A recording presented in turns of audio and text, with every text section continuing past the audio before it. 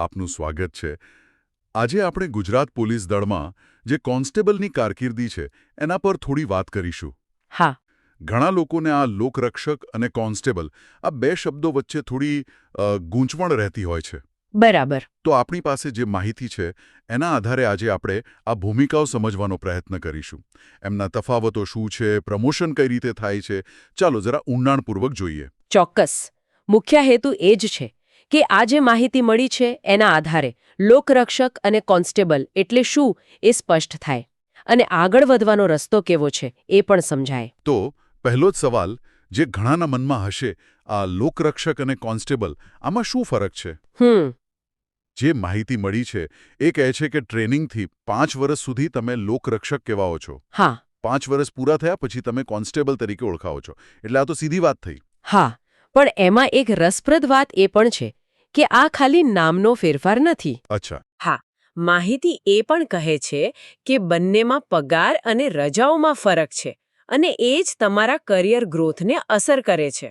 Okay. એટલું સ્પષ્ટ છે કે આ શરૂઆતના 5 વર્ષ એક કારકિર્દી માટે મહત્વના છે, ખાલી પદ માટે નહીં. હા, પગાર અને રજાઓ એટલે લાભોની દ્રષ્ટિએ પણ. બરાબર. કદાચ એક જાતનો તમે કહો ને પ્રોબેશન જેવો ગાળો હશે, પછી કાયમી જેવું સ્ટેટસ મળે. બરાબર. એટલે આ 5 વર્ષનો ગાળો અગત્યનો ખરો પાયા માટે. હવે વાત કરીએ પ્રમોશનની. એમાં વધારે રસ પડે બધાને. હા, એ જ. તો આ પ્રમોશનની સીડી કેવી દેખાય છે? માહિતી શું કહે છે? જુઓ, ક્રમ આ રીતે છે. પહેલા તો લોકરક્ષક તરીકે 5 વર્ષ પૂરા કરો એટલે કોન્સ્ટેબલ બનો. ઠીક છે, એ તો સમજાયું. પછી કોન્સ્ટેબલમાંથી આગળ? કોન્સ્ટેબલ પછી આવે હેડ કોન્સ્ટેબલ. પણ અહીં એક નોંધવા જેવી વાત છે. માહિતી પ્રમાણે આ પ્રમોશન માટે કોઈ ફિક્સ સમયગાળો નથી. એમ? હા, એ કહે છે કે સ્થાનિક જગ્યાઓ પર આધાર રાખે છે. એટલે ક્યારેક જલ્દી મળે, ક્યારેક વાર લાગે. અચ્છા, એટલે અહીં થોડી અનિશ્ચિતતા રહે, જગ્યા ખાલી હોવી જોઈએ. બરાબર. એટલે આ તબક્કે થોડી રાહ જોવી પડી શકે. સમજાયું. ચાલો, હેડ કોન્સ્ટેબલ બની ગયા પછી આગળનો રસ્તો. હેડ કોન્સ્ટેબલ તરીકે 8 વર્ષ પૂરા થાય એટલે પછી એએસઆઈ બની શકાય, આસિસ્ટન્ટ સબ ઇન્સ્પેક્ટર. 8 વર્ષ હેડ કોન્સ્ટેબલ તરીકે? હા, માહિતી તો એ જ કહે છે 8 વર્ષ. ઠીક. એએસઆઈ પછી? એએસઆઈ પછી પીએસઆઈ એટલે કે પોલીસ સબ ઇન્સ્પેક્ટર અને પીએસઆઈ પછી પીઆઈ પોલીસ ઇન્સ્પેક્ટર. ઓકે, એટલે લોકરક્ષકથી પીઆઈ સુધીનો આ એક માર્ગ થયો. હા, આ એક સીધો ક્રમબદ્ધ માર્ગ છે. પણ શું ઉપર જવા માટે બીજા કોઈ રસ્તા પણ છે, જેમ કે કોઈ ખાસ પરીક્ષાઓ આપીને? હા, એનો પણ ઉલ્લેખ છે. એક વિકલ્પ એવો છે કે ખાસ પરીક્ષા પાસ કરીને સીધા ડીએસપી અથવા એસપી પણ બની શકાય. ઓહ, ડેપ્યુટી સુપરિન્ટેન્ડન્ટ કે સુપરિન્ટેન્ડન્ટ ઓફ પોલીસ? હા. એ તો ઘણું ઊંચું પદ થયું. ચોક્કસ. અને બીજો એક રસ્તો છે પીએસઆઈ બનવા માટે. એ છે ખાતાકીય પરીક્ષા. ખાતાકીય પરીક્ષા એટલે ડિપાર્ટમેન્ટલ એક્ઝામ.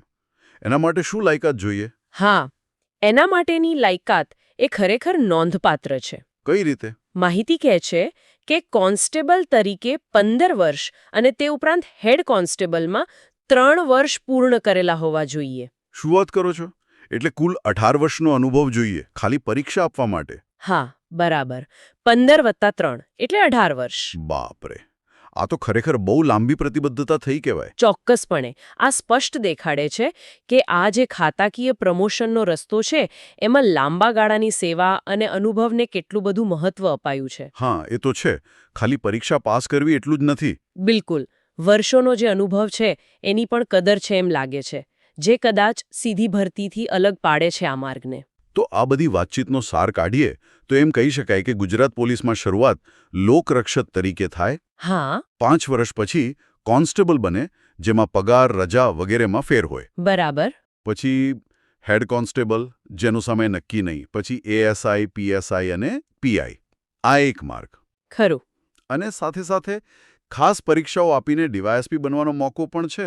અને લાંબો અનુભવ હોય તો ખાતાકીય પરીક્ષાથી પીએસઆઈ પણ બની શકાય. બરાબર.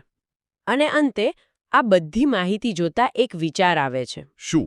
કે એક તરફ જુઓ, 18 વર્ષના અનુભવ પછી ખાતાકીય પરીક્ષાથી પીએસઆઈ બનવાનો માર્ગ છે. હા. અને બીજી તરફ ખાસ પરીક્ષા આપીને કદાચ જલ્દીથી સીધા ઉચ્ચ પદ જેમ કે ડીવાયએસપી કે એસપી પર પહોંચી શકાય છે. તો આ જે આખી સિસ્ટમ છે એ અનુભવ અને શૈક્ષણિક યોગ્યતા અથવા તો પરીક્ષા પાસ કરવાની ક્ષમતા આ બંને વચ્ચે કેવું સંતુલન રાખવાનો પ્રયાસ કરી રહી છે? હા, એ